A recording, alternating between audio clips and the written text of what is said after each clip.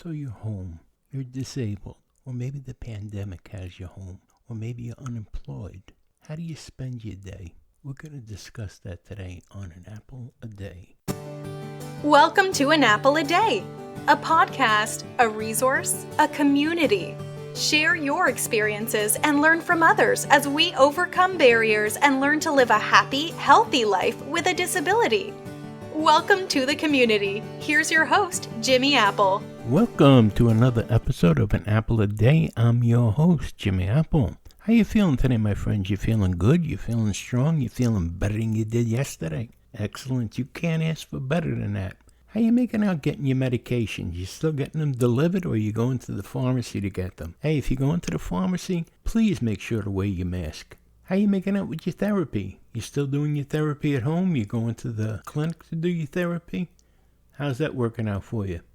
Here's just a word of advice for those that are going to the clinic to do therapy or going to a gym to work out. I'd be wearing latex gloves. People sweat when they're on the machines or on the pull-up bars or on the weights, whatever. They sweat. Their hands sweat. I wouldn't take the chance. I'd be wearing latex gloves. The other thing that I would bring in my gym bag is a canister of bleach wipes, just to wipe down the machines before I get on it. I'm sure the people at the clinic or at the gym, they wipe it down, but for me, I want to make sure it's wiped down. So I would do it myself. I'm not slamming anybody, but just my own peace of mind. I want to make sure it's wiped down. But that's me. It's just a suggestion. And if anyone rolls their eyes, hey, it's your health, it's your life. Like I said, it's just a suggestion. Whether you do it or not, that's up to you. We have got a good one for you today. You know, when you become disabled or you're home, you kind of fall into this funk. You know, you're disabled, you don't feel good, you're stuck. You feel like you're stuck. And when you're disabled, you feel like you become a prisoner in your own home. And you've just lost all oomph, for lack of a better word, to do anything. So what do? You end up laying around watching TV 24 hours a day. No, that's not the way it is. It's not the way it's supposed to be. And what happens is you end up gaining weight. And when you gain weight, you end up becoming diabetic. You end up losing muscle tone. You end up just losing a lust for life. You become depressed. Trust me, I know, because I've been through it. And that's what I want to share with you today. You have to keep going. Even though you're disabled, it doesn't mean your life is over. It doesn't mean you have a foot in the grave.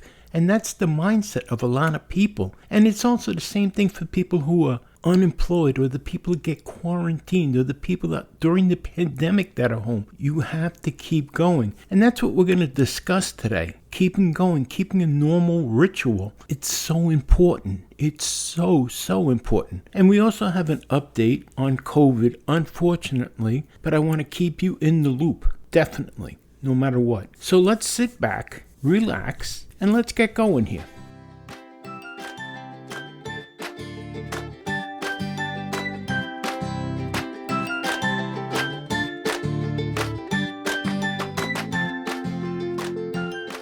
Let's begin with this update about COVID-19 and the Delta variant from August 2nd from the CDC. CDC urges Americans not to travel to Greece, Ireland, or the U.S. Virgin Islands over the very high COVID risk. The Centers for Disease Control and Prevention tacked on 16 more countries, including Greece, Ireland, and the U.S. Virgin Islands, to its growing list of places Americans should not travel because of a very high COVID-19 risk.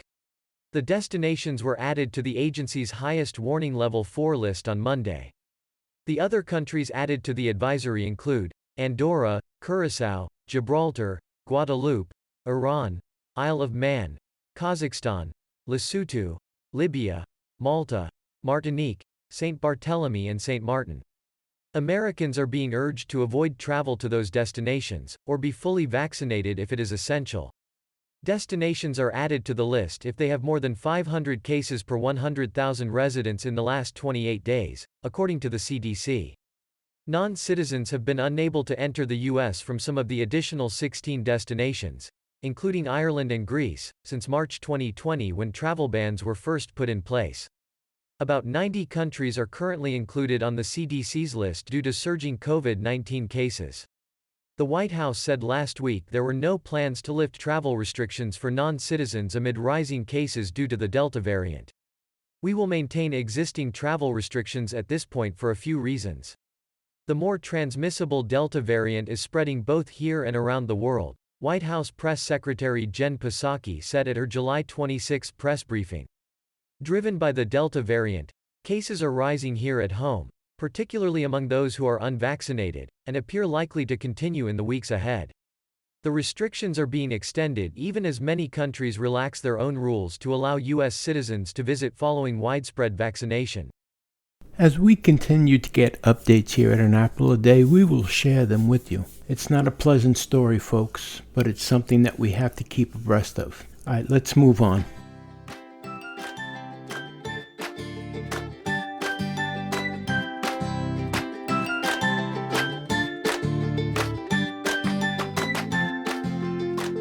I'm going to start this section off by saying, if you have a disability, if you became disabled recently, you are not a prisoner in your house. You're not stuck in bed.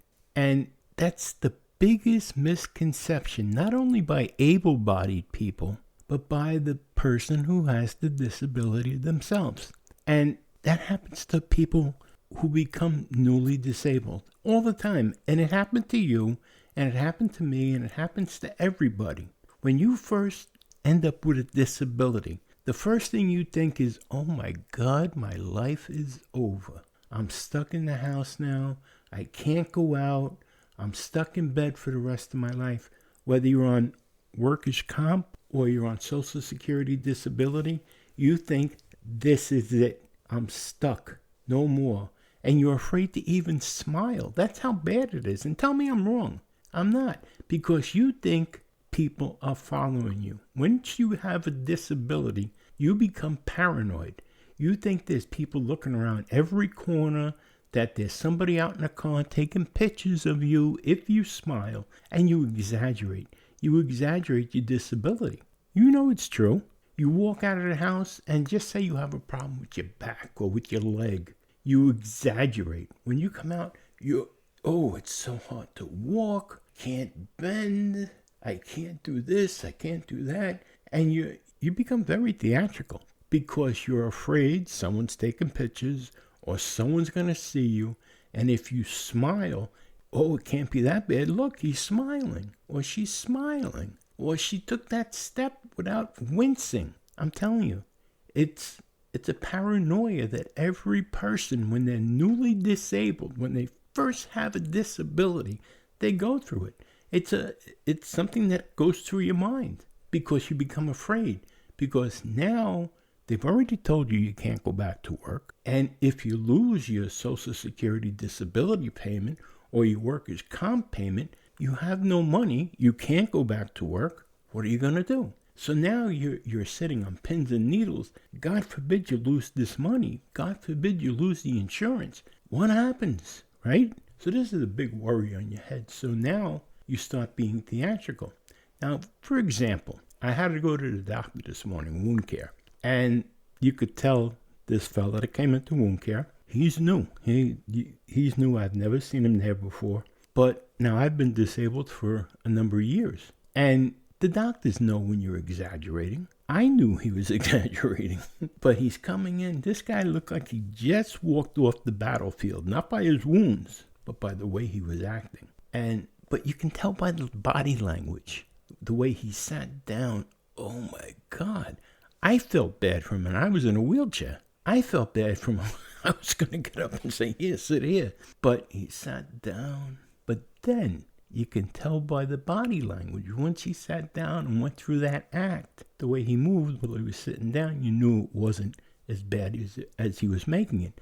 But in his head, I'm not calling the guy a liar, trust me, but in his head, it was as bad as he was making it look. In his head. Physically, I don't think it was, but in his head, he thought it was. But he was doing all of this because mentally, he was afraid someone is watching him. And if he doesn't act like that, they're going to think it's not as bad as it is. I know it sounds like convoluted or whatever, but you all know what I'm talking about. Anyone that's been disabled for any length of time knows exactly what I'm talking about. In the beginning, you're so afraid that they're going to take away your benefits. You think people are looking around the corner. You're worried that neighbors are going to report you if you smile, if you laugh. It's a scary thing mentally. People think, well, you're disabled and that should be the hard part. And it is, being disabled. Having a disability is hard enough. You become your own worst enemy mentally because you start worrying about what other people are thinking. And you get some really, I'm trying to think of a pleasant way to put it, but real whack jobs that think for some reason you're scamming the system. You've seen these people. They have nothing better to do but to mess with other people. But thankfully, they're few and far between. But they'll look to report people that they think are scamming the system. And in a way, that's good. If they see somebody that's scamming the system, I want them to report it. But anyhow, in our own mind, sometimes we feel like people are just watching us all the time. And if we don't look like we're in pain all the time, we're afraid that they're going to say, well, he's a liar or she's a liar. So not only are we dealing with physical pain, we're dealing with mental pain too about this. Until eventually we calm down. But in the beginning, it's very rough because we feel that we're stuck, that we've been handed a life sentence. And if we happen to find a way to maybe enjoy something in life, we're doing something wrong. And nothing could be further from the truth. For all those that are new at this, you're not a prisoner. You're not chained to a bed. You're not locked in your house. You're allowed to go out. Now, I just want to clear something up because every couple of months, I get emails from people and they'll be like, Jimmy, can I go out and buy a motorcycle? What are you asking me for? What, you need my permission to go out and buy a motorcycle?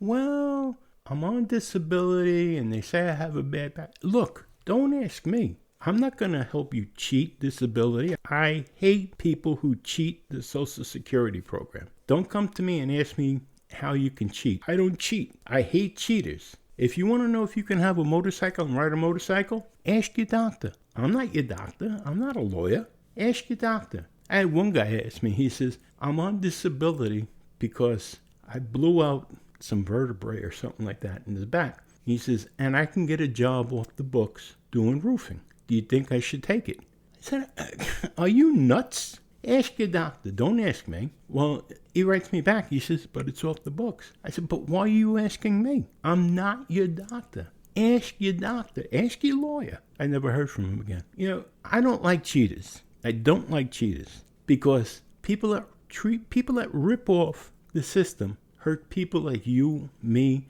and people that really need the system. I've said this a million times on this podcast. I hate cheaters. Cheaters are thieves. And they think, well, it's a harmless thing. It's not going to hurt anybody. It hurts the people that really need the system. But that's that. What I'm going to tell you is the things that you should do. If you're home on disability or you're home on workers' comp, there's certain things that you should do every day. And I kid you not, the last thing you need to do is sit home and veg out. That's the last thing you need to do because you're never going to get better. You're never going to at least plateau out where you're still able to move. Because if you sit home and do nothing, sit in front of the TV, you might as well just have someone deliver a coffin to your house, lay in the coffin, watch TV until your eyes shut. But if you're going to be home and on disability or on workers' comp, the first thing you got to remember, and this is very important, trust me, personal hygiene. You got to remember, have you ever walked into somebody's house who doesn't take a shower? My God. Have you ever walked into a house where there's a new baby and the baby's always messing the diaper? Yeah, you know the smell. Well, or a baby who's always messing the diaper and they have 3 cats. You know that smell. Picture this. Picture a grown person who hasn't taken a shower for a month. Picture that smell. So hygiene is very important. Make sure that you wash every day. Okay? Now, this is a list. And I did this in the very beginning of the podcast when we first started. But this is a list, and it's worth repeating for people that are just going on to disability or just on workers' comp. Number 1, keep normal hours. Get up at the same time you always got up in the morning. If you got up every day at 8 o'clock, get up every day at 8 o'clock still. When you wake up, get dressed, get washed, and get dressed. Don't sit around all day in your pajamas. Nothing will depress you more than it be 2 o'clock in the afternoon and you're still in your pajamas. Take your meds. Make sure you take your meds when you wake up. The way they're prescribed by your doctor, make sure you take your meds. When you're up, make your bed. You don't want to have your bed open and ready for you to climb back into. Make your bed. So you get up in the morning, you get washed, you get dressed, you take your medication, you make your bed. Eat breakfast. Now I'm talking about a regular breakfast. I'm not talking about pizza from the night before. I'm not talking about potato chips and pretzels. I'm talking about eggs, cereal, whatever your doctor recommends you eat for breakfast. That's what you eat for breakfast. Now go about your morning. Whatever you do, if you read the paper. Go outside, get some fresh air. If the doctor allows you to drink coffee, drink some coffee. Just go about a regular morning. Don't go parking your butt in front of the TV and watching Leave It to Beaver or whatever you watch. Don't do that. Go outside. Get some fresh air in your lungs. All right? At lunchtime, eat a normal lunch. Again, skip the ice cream, skip the potato chips, skip the pretzels. Eat a normal lunch. After lunch, you want to watch a little bit of TV? Fine. Read a book. You got a hobby? Do a hobby. You got a couple of friends? Give them a call. Talk to people. Socialize a little bit. Get the mail. Read the mail. Get some air in you. Don't be sitting in the house. You got a front porch? Sit on the front porch. Front stoop. Sit on the back porch. Put a chair out in front of the apartment building. Sit out there. Whatever you got to do, just get out of the house. Open the windows in the house. Get some fresh air in there. Now, remember this. Meals don't include chips, candy, snack goods, etc. Don't spend your day grazing through the house. In other words, don't keep on hitting the pantry for snacks. Don't keep a candy bar in your pocket, because I'm going to tell you something. When I first became disabled, I couldn't walk. And my mother-in-law, God rest her soul, I loved that woman. She used to come over every day, and she would sit with me, and we'd talk, and I would do my exercise. I had the therapist come into the house and stuff like that. But after the therapist left, my mother-in-law would break out a box of Entenmann donuts. And we'd sit and we'd talk. And it was the box of chocolate Entenmann donuts every day.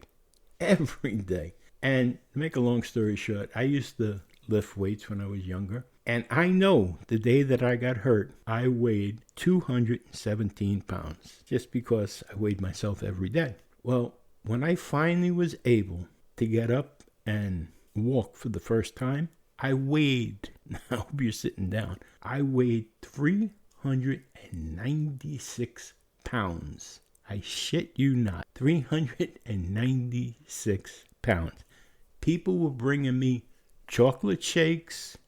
They were bringing me the Entenmann's donuts, candy, you name it, I had it coming in. My biggest weakness was York peppermint patties. And I was getting them by the dozen, sometimes the baker's dozen, the 13. And on top of that, I smoked. And I got up to I hate to admit this, I got up to almost 5 packs a day at a boredom. And it was killing me. Slowly but surely, it was killing me. And I kept on saying, I'm not gaining weight. And here I was parked on the couch like Shamu the whale. And when I got up and I wanted to put on clothes, I didn't have an item of clothing that would fit me. My wife had to go out and buy clothes. And I went from wearing a large to wearing 5X. You don't want that to happen to you. I was also diagnosed shortly thereafter with type 2 diabetes. And to this day, I still have diabetes. As a matter of fact, my diabetes is so much so that I am now on an insulin pump because of that. You don't want that to happen. Believe me, you need the exercise. And that's all. The only reason I have that, I'm the only one in my family to ever have diabetes. And that's all from that. That's all from that, from eating, no exercise. Believe me, you don't want it. It's a terrible, horrible disease. And that's part of the reason that my leg was amputated. You don't want diabetes. Trust me. I have a pump that I have to wear 24 hours a day, pumping insulin into me. Trust me when I say you don't want that. The fresh air and the exercise are so important. So important. Please make sure you get it. Limit your TV and play video games. Something that's interactive. To sit there and stare at a TV, you become numb. You become numb. I'm not, blasting TV and saying it's terrible, but you become numb if you sit there and that's all you do. At least video games is interactive. Read a book. Again, it makes your mind think. It makes your mind work. Reading a book or read a Kindle. Make some phone calls. Call people. Interact with people. Get on the computer. Join a chat group. You can come to our chat group at famousapple.com/group. Or you can go over to Erin Fernandes' page at famousapple.com/that disabled vegan gal. A lot of chats going on there. A lot of friendly people on both boards. But interact with people. Don't close yourself off. Now, this is the most important thing. You're on disability, and you're saying, well, I don't have a job anymore. Let me tell you what your job is on disability. Your job is to get better. Your job, and this might be harder than any other job you've ever had, your job is to go to all your doctor's appointments. And why is that harder? Because what happens is you're home. And again, a lot of you guys out there know what I'm talking about. You're home, and all of a sudden a doctor's appointment pops up. And now you have to go to it. But it's in the middle of the day. It's not at 9 o'clock in the morning. It's not at 5 o'clock in the evening. It's at, say, 1 o'clock in the afternoon. Boy, does that suck, right? It's in the middle of the day. So you really can't plan anything in the morning. And you really can't plan anything in the afternoon because you don't know what time you're going to get back. It's in the middle of the day.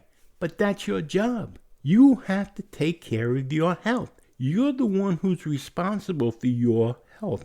So you have to go to the doctor. I can't tell you how many people I hear say, oh, they blew the doctor off. What the hell kind of sense does that make? You're disabled. You have a disability. And you blew the doctor off? And then you'll come crying when Social Security sends out that 3-year report. How many times have you been to the doctor? And you sit back and you think, oh man, it's been 3 years. I've only went to the doctor twice. And then Social Security calls you in for a hearing. You have to go to the doctor. That's your job. If you're going to therapy, you have to go to therapy every day or every other day. Whatever the schedule is, you have to go there. There is no reason for you to call off therapy. You may not want to go because of the time that it comes up, but that's the time it came up though. You have to keep up with your schedule and your medication. You can give all the excuses under the sun. Believe me, I have. But there's no reason to skip your medication. I take a water pill.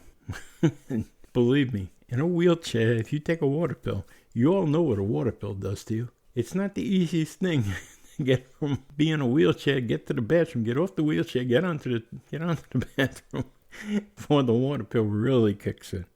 But you have to do it.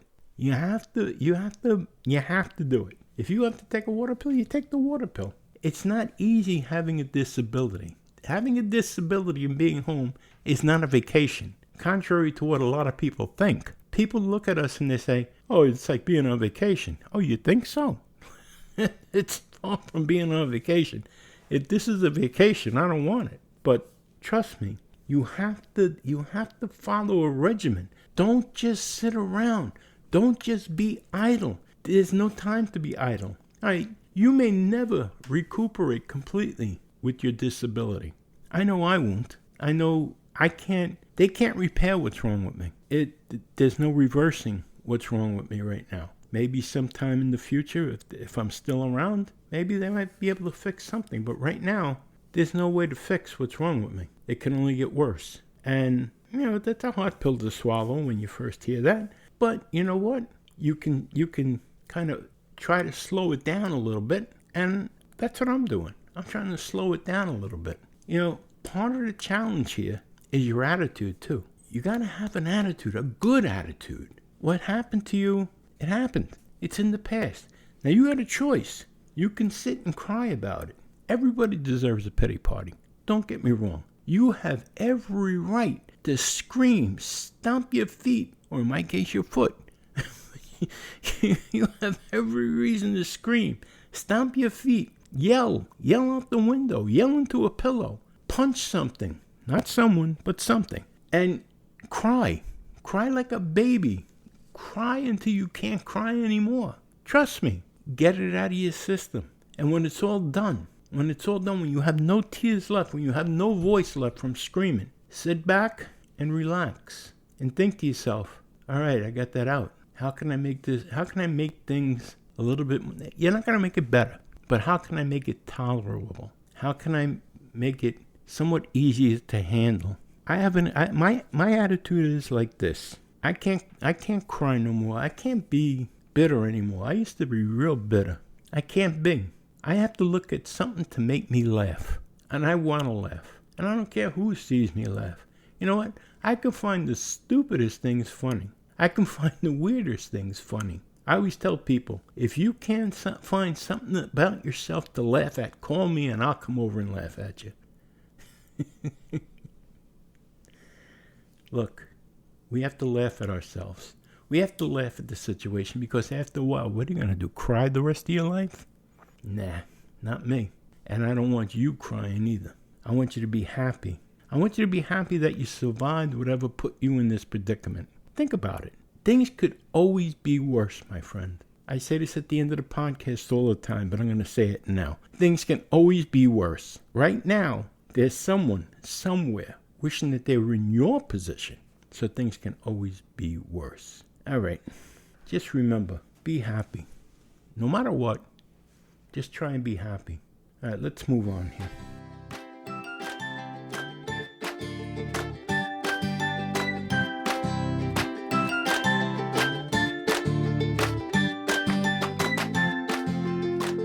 I want to thank you for stopping by today, and I want to remind you, no one ever went blind by looking at things from the bright side, so give it a shot.